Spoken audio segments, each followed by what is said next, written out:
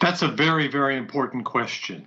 And in most states, it is possible, as long as you are not a convicted felon, or as long as a judge does not determine that you are mentally incompetent, which is a pretty high bar to meet, you are legally able to get to purchase guns. There are a few states where the bar is much higher, but most states do not have that high bar, and it is a major hole in the idea of having a background check for people in order to buy a gun, precisely because anybody who spoke to people who knew this man would have told them, authorities immediately, this is not a man who should have a gun or access to guns.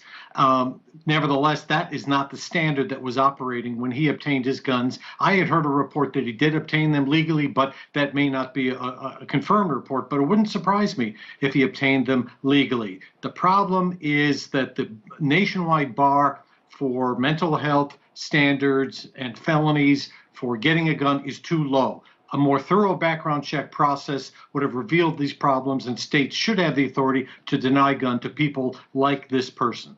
So if we had a universal background check, a federal universal background check, this man may not have been able to obtain these weapons, correct?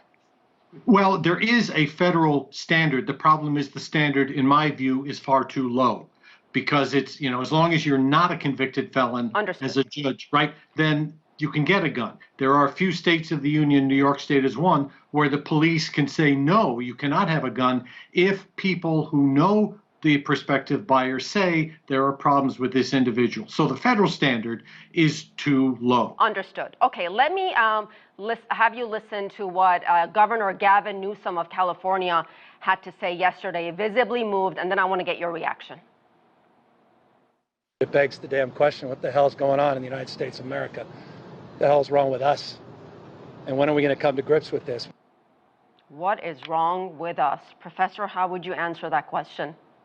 That's a question many people are asking, including President Biden some weeks ago.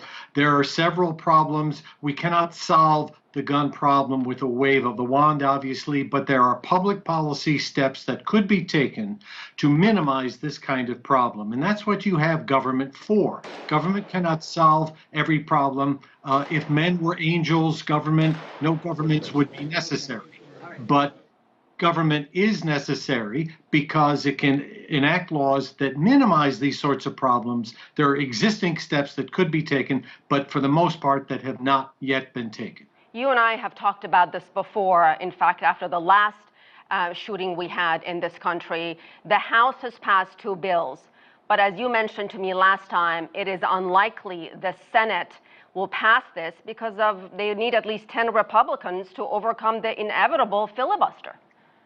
That is true, but the Senate is on the cusp right now confronting other legislation where the filibuster is standing in the way of President Biden's agenda. And the Democrats may come together if the Republicans refuse to participate meaningfully on other bills, like an infrastructure bill, and they may decide to sweep away the filibuster rule. If they do, then a gun bill, including a provision passed by the House that would limit large capacity magazines, like the one this man used,